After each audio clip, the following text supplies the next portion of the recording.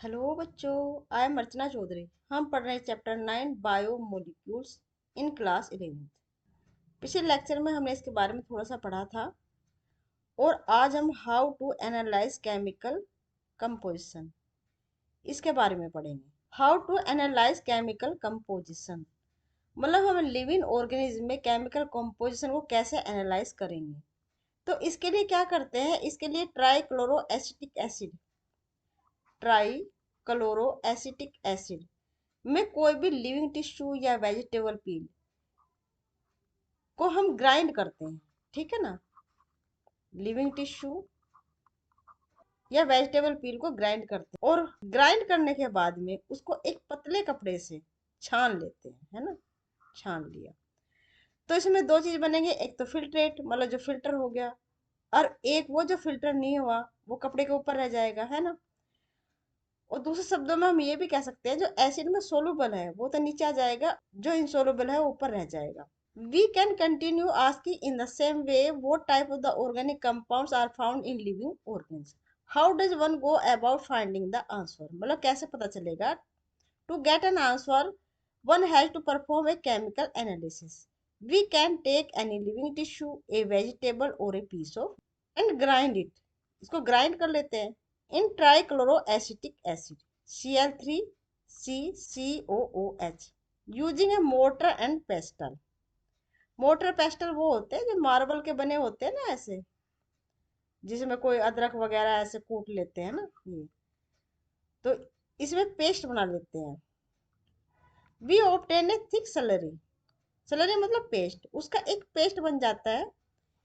If we were strain this through a cheese cloth और cotton we would obtain two fractions. ठीक है ना, फिर उसको हम एक पतले कपड़े से या कॉटन के कपड़े से छान लेते हैं तो उसमें दो चीज बनते हैं। One is called the filtrate मतलब जो छन गया उसको बोलते हैं फिल्ट्रेट।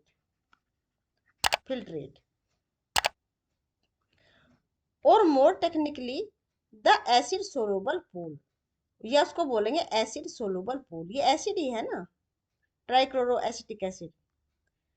द रिटेंटेट मतलब जो नहीं छना, जो ऊपर रह गया, और द सोलिड इंसोलुबल फ्रैक्शन मतलब एसिड में जो सोलुबल नहीं है। जो एसिड में सोलुबल नहीं है वो ऊपर ही रह जाएगा ना, क्योंकि वो उसमें सोलुबल नहीं होगा, उसका सोल्यूशन नहीं बनेगा, है ना। तो इसलिए वो कैसे छनेगा। Scientists have found thousands of the organic compound in the acidic soluble pool. इसमें बहुत सारे जो हैं ऑर्गेनिक कंपाउंड मिलते हैं। ऑर्गेनिक कंपाउंड मतलब जिसमें कार्बन हो, कार्बन एसेंशियल रूप से हो, उसे कहते हैं ऑर्गेनिक कंपाउंड। जैसे C6H12O6, ये क्या कार्बनिक कंपाउंड है, न्यूक्लियोटाइड है, शुगर है, ये सब क्या है, organic compound. In higher classes, you will learn about how to analyze a living tissue sample and identify a particular organic compound. मतलब हायर क्लास में आप ज़्यादा अच्छे से पढ़ोगे। It will suffice to say here that one extract the compound. That subjects the extract to various separation technique till one has separate a compound from all other compound. In other words, one isolate and purify A compound मतलब किसी compound को isolate करना, निकालना living organism से और उसको purify करना। Analytic technique when apply to the compound give us an idea of the molecular formula and the probable structure of the compound. इससे क्या कंपाउंड के स्ट्रक्चर का पता लगा सकते हैं और उसके मॉलिक्यूलर फॉर्मूले के बारे में पता लगाया जा सकता है। ये केमिस्ट्री में आप पढ़ोगे molecular formula. All the carbon compound that we get from living tissue can called biomolecules. मतलब जितने भी कार्बन कंपाउंड है जो लिविंग टिश्यू से मिलते हैं उन्हें कहते हैं बायोमोलिक्यूल्स। बायो मतलब लिविंग बींग से संबंधित है। लेकिन ऐसा नहीं है जो लिविंग ऑर्गेनिज्म है वो सिर्फ कार्बन कंपाउंड के बने हुए होते हैं, मतलब वो ऑर्गेनिक कंपाउंड के बने होते हैं, वो इनऑर्गेनिक के भी होते हैं, इनऑर्गेनिक कंपाउंड भी मिलते हैं। ठीक है ना, तो ये कैसे पता लगाएंगे कि लिविंग ऑर्गेनिज्म जो है वो इनऑर्गेनिक और ऑर्गेनिक दोनों एलिमेंट का बना हुआ होता है।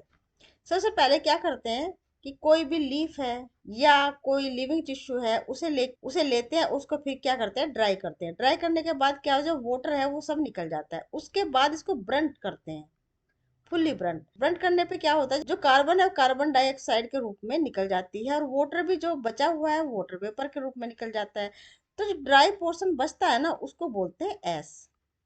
और जब इस एस को एनालाइज करते हैं तो इसमें बहुत सारे इनऑर्गेनिक एलिमेंट मिलते हैं। However, living organisms have also got inorganic element and compound in them. How do we know this? A slightly different but distinct experiment has to be done. इसके लिए एक्सपेरिमेंट करते हैं. One way a small amount of the living tissue, वो leaf हो सकती है या liver हो सकता है, this is called wet weight, मतलब इसको वेट वेट बोलते हैं. वेट मतलब गीला. एंड ड्राइड, अब इसको सुखा लेते हैं. ऑल द वाटर एवोपरेट, जितना भी पानी होता है वो एवोपरेट हो जाता है. The remaining material give dry weight, उसके बाद जो बचता है ड्राई मटेरियल बचेगा. Now if the tissue is fully burned, all the carbon compound are oxidized to gaseous form, CO2 और water and water vapor. मतलब जब इसको फुल्ली बर्न करते हैं तो जितनी कार्बन है वो कार्बन डाइऑक्साइड के रूप में निकल जाती है, जितना भी रिमेनिंग वाटर है वाटर वेपर के रूप में बाहर निकल जाता है. तो इसके बाद में जो बचता है उसको एस बोलते हैं, राख बोलते हैं. What is remaining is called S. This S contain inorganic element. जो ये एस है ना बहुत सारे इनऑर्गेनिक एलिमेंट का बना होता है, जैसे कैल्शियम है, मैग्नीशियम है. एक कंपोनेंट है, ये इसके फॉर्मूला है. सोडियम को कहते हैं Na, पोटेशियम कहते हैं K, कैल्शियम को कहते हैं Ca, मैग्नीशियम कहते हैं Mg, वाटर को H2O, कंपाउंड को NaCl. कंपाउंड में एक निश्चित मात्रा में एलिमेंट उपस्थित होते हैं, ठीक है ना. CaCO3, PO4, SO4, और जितने भी इनऑर्गेनिक एलिमेंट होते हैं ना वो उसके आयनिक फॉर्म में होते हैं, जैसे Na+, क्योंकि आयनिक फॉर्म ही इनकी रिएक्टिव होती है, ठीक है. Inorganic compound like sulfate, phosphate, etc. are also seen in the acid soluble fraction. ये acid soluble fraction मतलब जितने भी ये एलिमेंट मिल रहे हैं ना ये एसिड में सोलूबल है. Therefore, elemental analysis give elemental composition of living tissue in form of the hydrogen, oxygen, chlorine, carbon, etc. इस रूप में inorganic element मिलते हैं. While analysis for compound give an idea of the kind of organic and inorganic constituent present in living tissue. ये हमने देखे थे 9.1 table. इसमें हमने कंपैरिजन किया था अर्थ क्रस्ट और ह्यूमन बॉडी में एलिमेंट में क्या डिफरेंस होता है. मतलब सेम सेम एलिमेंट मिलते हैं, बस इनकी कंपोजिशन में अंतर होता है, एक ह्यूमन बॉडी में और अर्थ क्रस्ट में. From a chemistry point of view, one can identify functional group like aldehyde, ketone, aromatic compound. मतलब जितने भी ऑर्गेनिक कंपाउंड होते हैं ना उनका अपना एक फंक्शनल ग्रुप होता है, जैसे एल्डिहाइड है, कीटोन है, एरोमेटिक कंपाउंड. एरोमा मीन्स होता है सुगंध, जिसमें एक रिंग मिलती है उसको कहते हैं एरोमेटिक कंपाउंड. एल्डिहाइड ग्रुप मतलब CHO, कीटोन CO, ये ग्रुप होते हैं. और जितने भी ऑर्गेनिक कंपाउंड है ना इनका फंक्शन इन्हीं पे ज्यादा डिपेंड होता है. जैसे ग्लूकोज है उसमें एल्डिहाइड ग्रुप मिलता है, ठीक है. फ्रक्टोज है उसमें कीटोन ग्रुप मिलता है, CO को बोलते हैं ketone group. But from a biological point of view, we shall classify them into amino acid, nucleotide base, fatty acid. लेकिन बायोलॉजिकल पॉइंट ऑफ व्यू से हम उसको बोलते हैं अमाइनो एसिड, जिसमें NH3 ग्रुप होता है उसको कहते हैं अमाइनो एसिड. न्यूक्लियोटाइड बेस है, फैटी एसिड है, COH ग्रुप मिलता है फैटी. न्यूक्लियोटाइड है, न्यूक्लियोटाइड में कई सारी चीजें मिलते हैं, अमीनो ग्रुप भी होता है, फॉस्फोरस होता है और उसमें ग्लूकोज यूनिट भी होता है. ये सब बाइंड करके बनाते हैं न्यूक्लियोटाइड यूनिट, ठीक है. जैसे अमीनो एसिड है उसमें एक अमीनो ग्रुप मिलता है. अमीनो एसिड की स्ट्रक्चर होती है CH4, कार्बन की 4 वैलेंसी होती है. तो जो ये हाइड्रोजन है ये अगर रिप्लेस हो जाती है, इसमें एक तरफ रिप्लेस होता है COOH से, दूसरी तरफ रिप्लेस होता है ये NH2 से, और जो तीसरा है वो रिप्लेस हो सकता है सिंपल R कहते हैं ये, मतलब उसका फंक्शनल ग्रुप है. ये सिंपल H भी हो सकता है, दूसरा भी कोई ग्रुप हो सकता है. तो इसी पे जो अमीनो एसिड का फंक्शन है ना वो बेस करता है. तो इसका फॉर्मूला होगा CH क्योंकि दो हाइड्रोजन रिप्लेस हुए, कार्बन की वैलेंसी 4 होती है ना, तो 1 2 3 रिप्लेस हो गए, एक बचा CH है ना, एक यहाँ से रिप्लेस हो गया NH3, एक यहाँ से रिप्लेस हो गया R.